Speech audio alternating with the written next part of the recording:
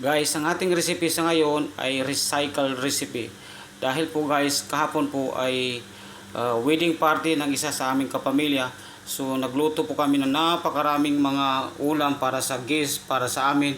So ang daming mga pagkain katulad ng ulam na natira. So ang ginawa ko guys ay kumuha ko po ng isang tupperware o lalagyan. So nilagay ko po sa isang lalagyan. Ito na po siya at nirep ko po yan guys. So nagka-rep po yan guys. So ang gagawin natin sa ngayon guys para hindi masayang ang mga pagkain na kapaki-pakinabang pa ay gagawa natin ng paraan at i-recycle natin.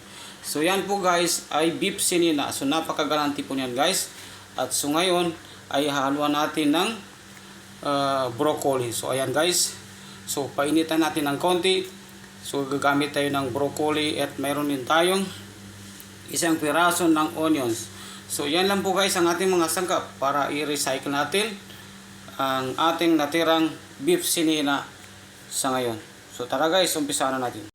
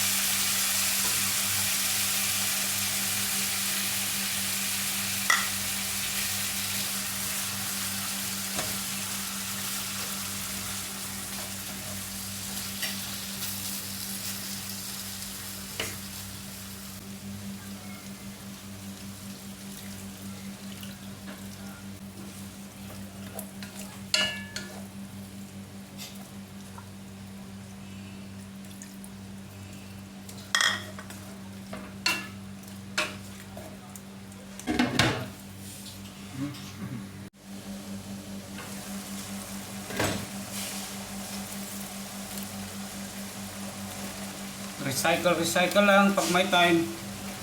Pag may mga matira, i-recycle lang para hindi masayang yung pagkain.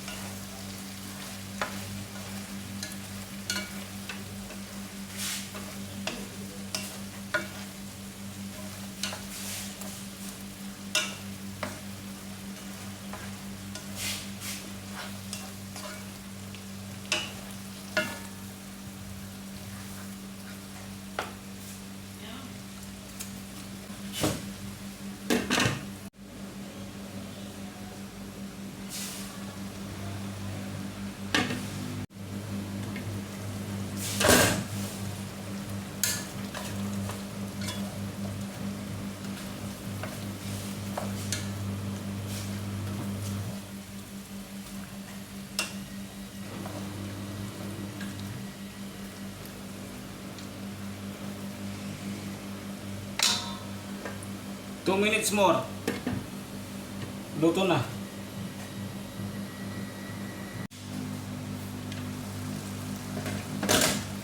So guys, well done. Ang ating recipe na recycled beef sinina is well done. Pwede natin hanguin at iserve sa ating family.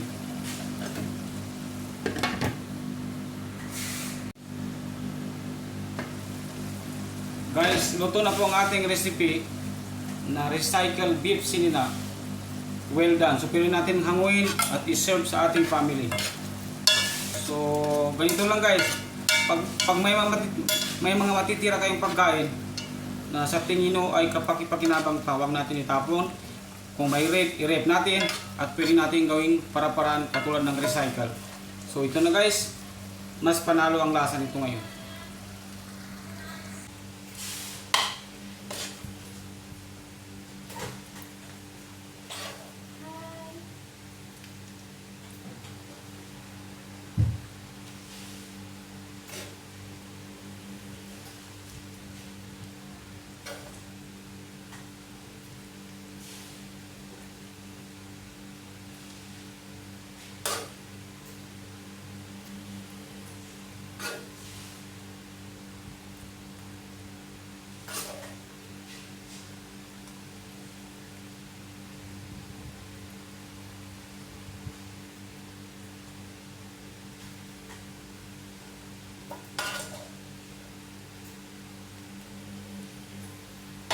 So ito na guys, well done.